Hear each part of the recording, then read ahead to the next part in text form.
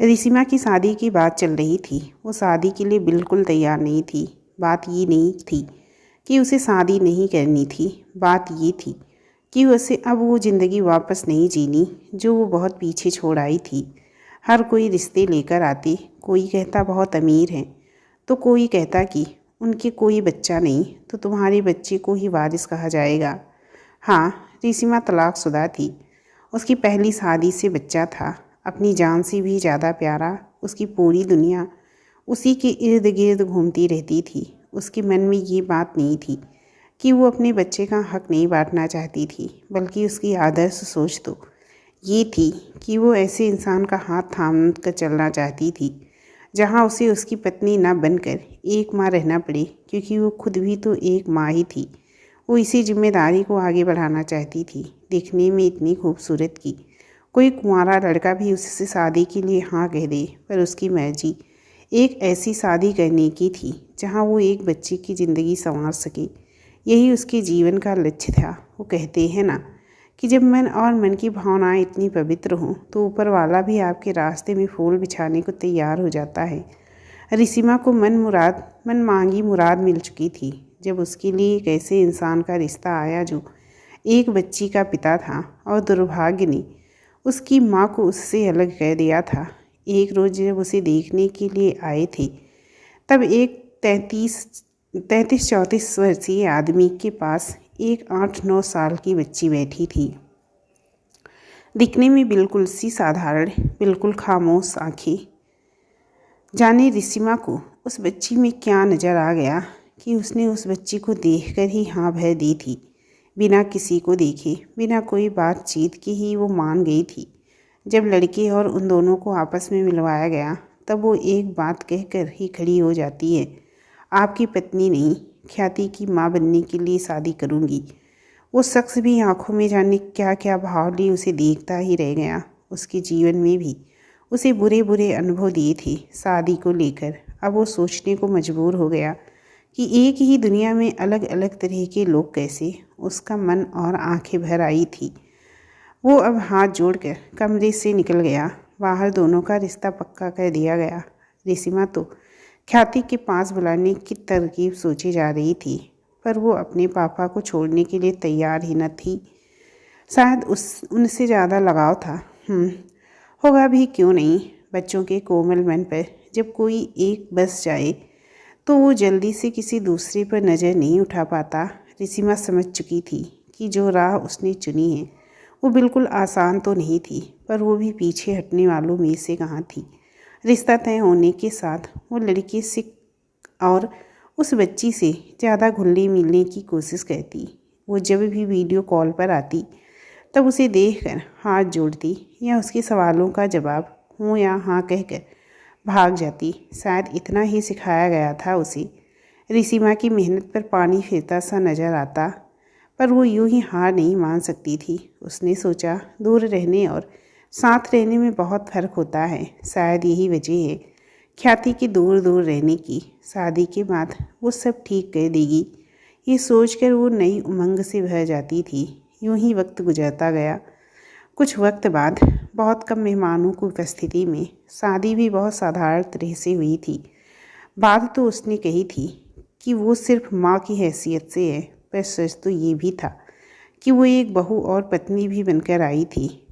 उस पर अब दोहरी जिम्मेदारी आ गई थी जिन्हें उसे पूरा करने के लिए दुगनी मेहनत करनी होगी। संदीप के माता पिता की उम्र ज़्यादा हो गई थी तो वो उनकी भी सेवा करती। वो ख्याति की माँ होने के साथ साथ हनी की भी माँ पहले थी। वो ऐसा कुछ भी नहीं करना चाहती थी जिससे दोनों बच्चों में भेदभाव की भावना आ जाए।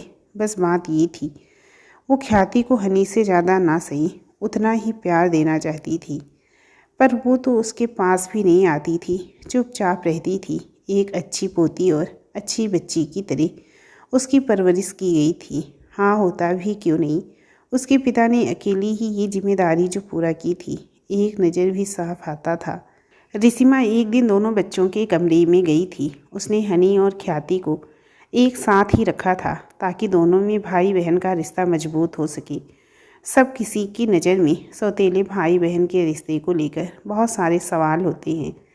वो उन सब का जवाब इन दोनों भाई बहन के बंधन को मजबूत बनाकर देना चाहती थी। दोनों बच्चे आपस में एक दूसरे को भैया दीदी संबोधित करती थी। ये बात सबसे अच्छी थी। संदीप और उसके माता पिता ने भी इसकी तारीफ़ की थी। रिस्मा एक रोज़ बच्चों के कमरे में गई थी, तब उसने देखा ख्याति के पास कुर्ते और सलवार कमीज जैसी ड्रेसेस हैं। उसने बहुत कोशिश की मगर बच्चों जैसे कपड़े ना मिल सके। इसका कारण भी शायद संदीप थे। उसे पता नहीं था कि बच्चियों के कपड़ों का ध्यान कैसे रखा जाता है। फिर अचानक ख्याति कमरे में आ गई। रिस्मा को देखकर भागने वाली थी कि रिस्मा ने उसे रोका। ख्याति बच्ची वहीं रुक गई। बच्चा, मेरे पास आते क्यों नहीं हो आप? उसने घुटनों के बल बैठकर पूछते हुए कहा, पर वो चुप थी। रिस्मा ने आज उसे ध्यान से देखा था। सांवली सी रंगत वाली छोटी छोटी आँखों से वो ज़मीन को देख रही थी, साथ ही अपने छोटे छोटे हाथों की उंगलियों को उलझा रही थी। अब ऊपर देखो तो नजर गई। उसके बाल बहुत छोटे थे। रिस्मा को बड़ा प्यार आया। कहाँ तो उसका सपना था कि उसकी बेटी के बाल तो बड़े रखेगी, पर इस तरह तरह की हेयर स्टाइल बनाएगी। और कपड़े तो फ्रॉक, स्कर्ट, जीन्स, जाने क्या क्या पहनाएगी। पर ये क्या, ये तो बिल्कुल ही साधारण थी, पर उससे ज़्यादा मासूम उसे कोई और लगा ही नहीं। उसने आज भी वही कुर्ता पहना था जब वो उसे देखने आई थी, तब पहना था। एक खिंचाव महसूस होने लगा था उसे। वो उसे देखने में खो गई थी, इससे बेखबर कि वो बच्ची की बेचैनी बढ़ रही है। वो जानने को हुई। तब रिस्मा वापस बोली, आपके बाल छोटे क्यों हैं बेटा? पापा को चोटी बनानी नहीं आती ना? वो बड़ी मासूमियत से बोली थी। इधर रिस्मा का दिल पिघल गया था। बच्चा, आपको फ्रॉक पसंद नहीं जो आप बड़ी दादियों की तरह सूट पहनते हो? वो उसके कपड़ों की तरफ इशारा करते हुए बोली। वो दादी बोलती हैं सूट की आदत डालनी चाहिए, आगे वही तो पहनने हैं, कहकर वो जल्दी से भाग गई। रिस्मा सोच में पड़ गई।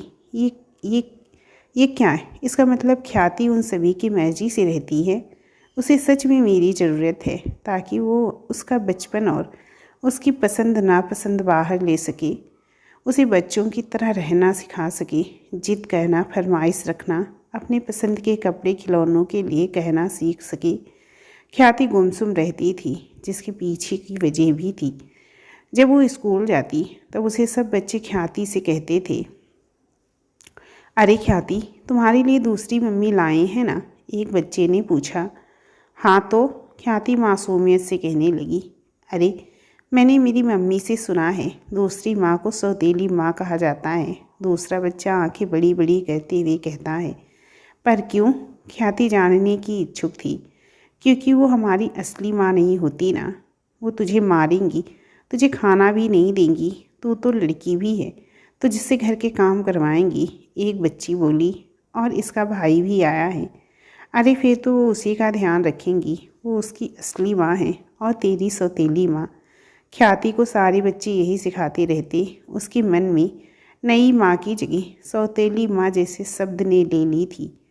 वो अब उससे और भी दूर दूर रहती थी। शादी के पहले भी वो उससे बात नहीं करती थी।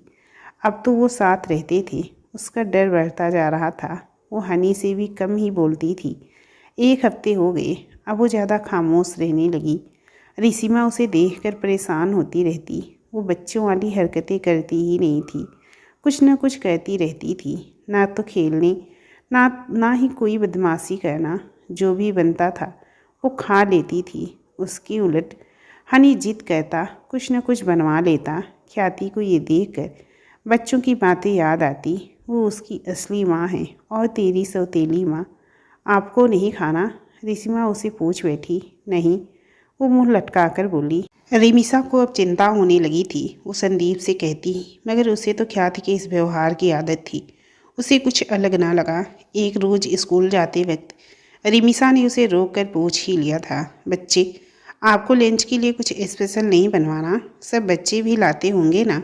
हाँ, पूर्वा नूडल लाती है, अच्छे इडली और अमित, वो तो पता है।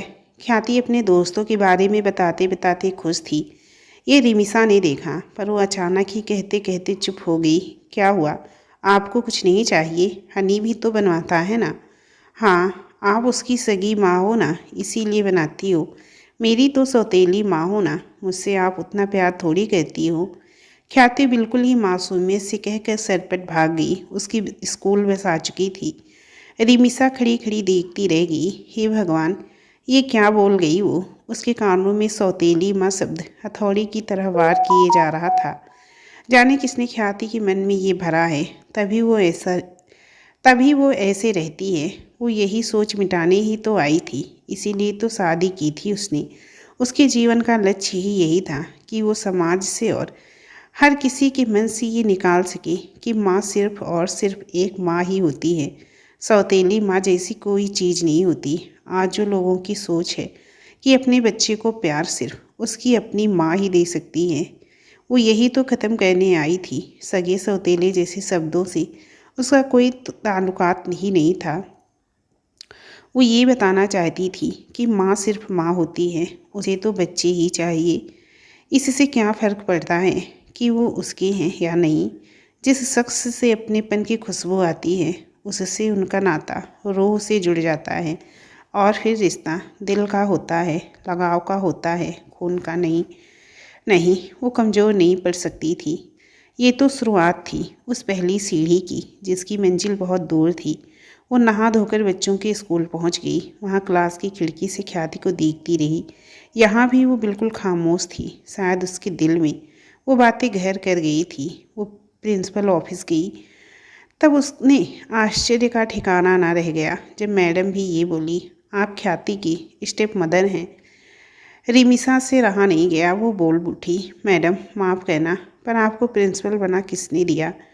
एक्सक्यूज मी, प्रिंसिपल बिफर पड़ी। No excuses ma'am. जब आप ही के मन में ये है तो आप अपने बच्चों तक भी यही पहुंचाएंगी ना।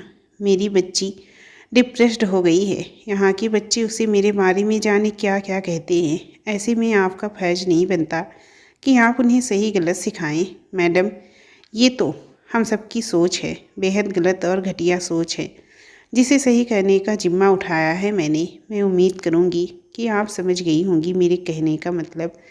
रिमिसा गुस्से में इतना कहकर दंदनाती हुई बाहर चली गई। प्रिंसिपल सर झुकाए खड़ी रह गई। रिमिसा अब हर कोशिश करती जिससे वो ख्याति के मन से सौतेली माँ की छवि को हटा सके, पर बाल मन पर अगर कोई चीज़ एक बार अपनी छाप छोड़ जाए तो उसे हटाना मुश्किल ही नहीं, नामुमकिन सा हो जाता है। पर अच्छे और सच्चे मन से काम करने वालों का भगवान हमेशा साथ देते ही हैं। एक रोज़ ख्याति को तेज बुखार हो जाता है। तब रिमिसा उसका बहुत ख्याल रखती है। रात भर उसके से रहने से हटती ही नहीं। लगातार उसके सर पर पट्टियाँ लगाती रहती हैं। उसे ये भी नहीं पता था कि हनी कहाँ है। उसे आज ख्याति की ज़्यादा चिंता हो रही थी। होती भी क्यों नहीं, जब माँ के दो बच्चों में से एक बीमार पड़ जाए तब उस माँ को उसकी ज़्यादा चिंता होगी ही। हनी कहने को तो 9 साल का था, मगर उसकी आदत थी जब तक रिमिसा से चिपक कर नहीं सोता तब तक नींद नहीं आती थी। आज उसके बगैर सोना था तो वो मायूस होकर बैठ गया। संदीप उसे अपने कमरे में ले गए। उन दोनों का रिश्ता भी तो नया ही था। पापा नाम के नए प्राणी से वो भी अनभिज्ञ ही था। उसके मन में भी पापा की एक ही छवि थी, वो थी डराने वाली। कभी ऐसा हुआ तो नहीं था, पर स्कूल तो वो भी जाता है जहाँ उसके दोस्त भी उससे ये अनमोल ज्ञान दे ही देते। पापा ना बहुत स्ट्रिक्ट होते हैं, बहुत गुस्से वाले, और भी जाने क्या क्या। बस तो फिर और क्या था। वो भी कम ही बोलता था, पर उसका वहम ही आज दूर हुआ जब संदीप ने उसे खेलने के लिए फ़ोन दिखाया।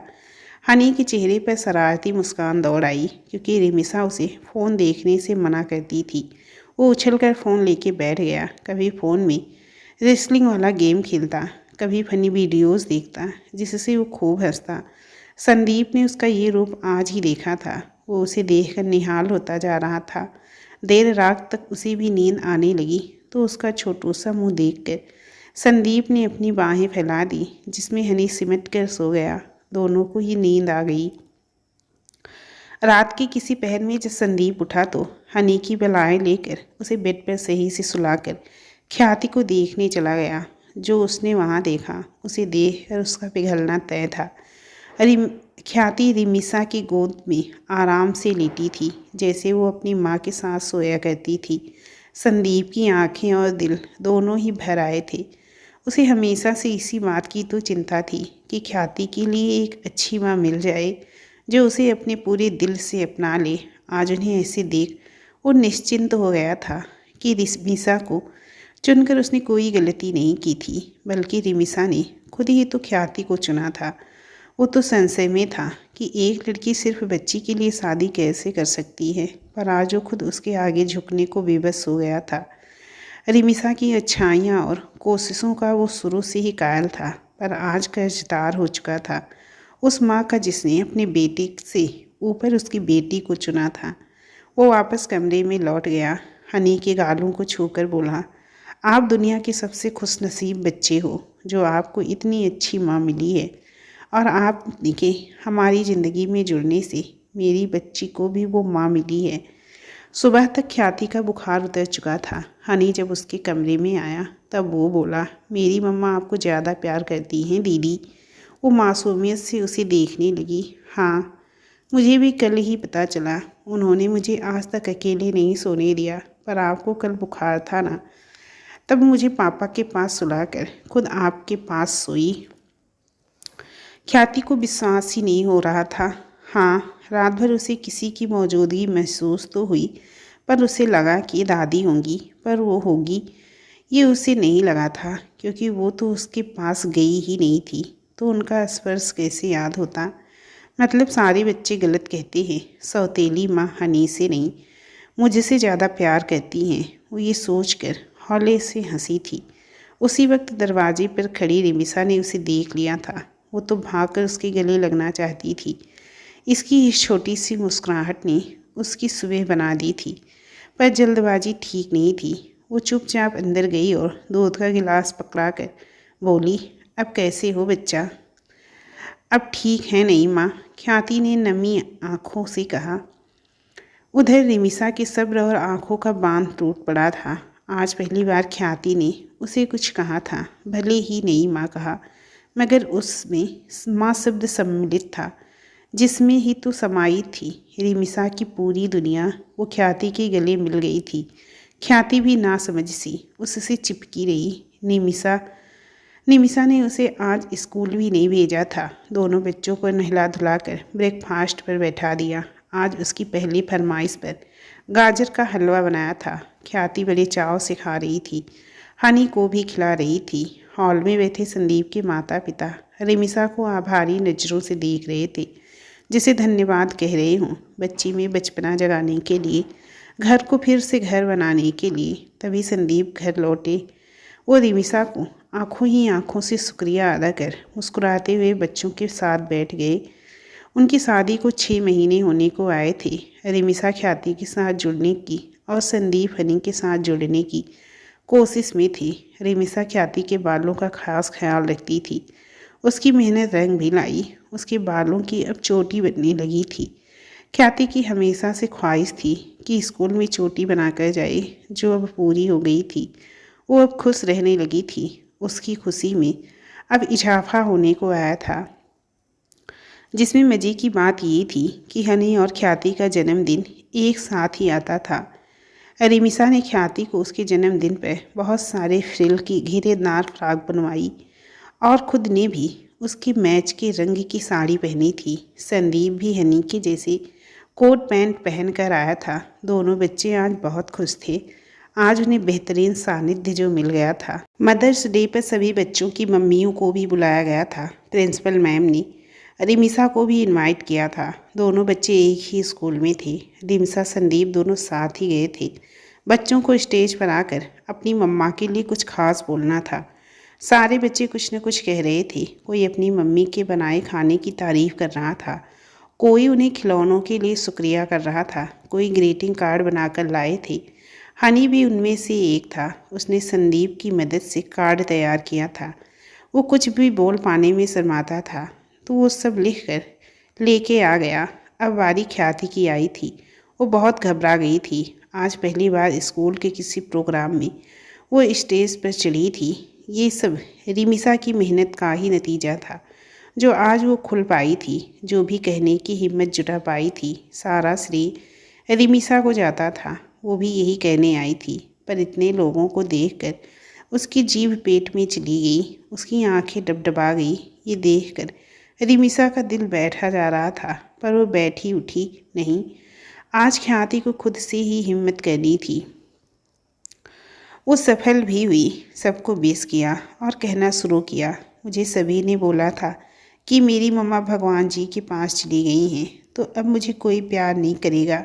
पर मेरे लिए तो भगवान जी खुद ही मम्मा बनकर यहाँ आ गए। मुझे सौतेली माँ के बारे में बहुत कुछ कहा, पूर्वा, अक्षय, अजय ने, पर उन्हें भी उनकी मम्मा ने ही कहा होगा ना। मैं आप सबको बताना चाहती हूँ कि मेरी ज़िंदगी में मुझसे कोई सबसे ज़्यादा प्यार करता है, और कोई है जिससे सबसे ज़्यादा मैं प्यार करती हूँ, तो वो है मेरी नई माँ, जिन्होंने मुझे जिद करना सिखाया, मुझे मेरे पसंद के कपड़े खिलौने दिलाए, मेरी बालों की चोटी बनाई। वो दोनों चोटियाँ ऊपर करके कहती है तो सब कोई खिलखिला उठते हैं, और हनी भैया सच्ची कहते हैं, वो मुझे उनसे भी ज़्यादा प्यार करती हैं, है ना नई माँ?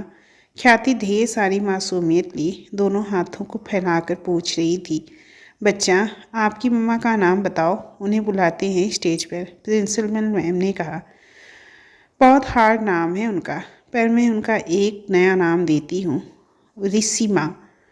माइक में उसकी निश्चल सी आवाज़ में हर किसी का दिल जीत लिया था। संदीप का चेहरा आंसुओं से भीग चुका था। उसने खुद अपनी बच्ची को पहली बार इतना बोलते सुना था। उसे आज खुद पर और अपनी किस्मत पर गर्व महसूस हो रहा था, क्योंकि उनकी खुदकिस्मती बनकर रिमिसा जो आई थी उनकी ज़िंदगी में, रिमिसा तो स्तब्ध रह गई थी। नहीं, रिमिसा कहाँ रह गई थी, अब तो वो रिसिमा बन चुकी थी। ख्याति नई माँ, उसके प्यार ने आज उसे नया नाम दे दिया था। उसे ये नाम अपने जन्म नाम से भी ज़्यादा प्यारा लग रहा था। वो रोते हुए स्टेज की तरफ बढ़ गई। आज ख्याति को हक से गले लगा रही थी।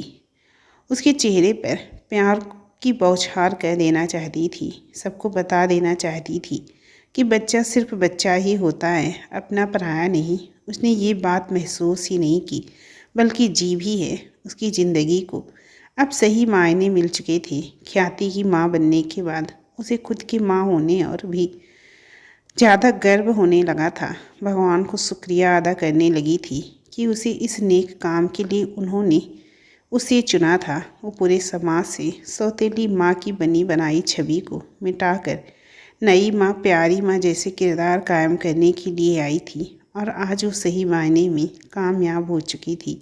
आंसुओं और मुस्कान के साथ दोनों माँ बेटी एक दूसरे को गले लगाए खड़े थे, और वहाँ मौजूद हर औरत को आज अपनी सोच पर शर्मिंदगी महसूस हो रही थी। वहीं संदीप हनी को अपनी गोद में उठाए उन दोनों के लिए तालियां बजाने लगे थे।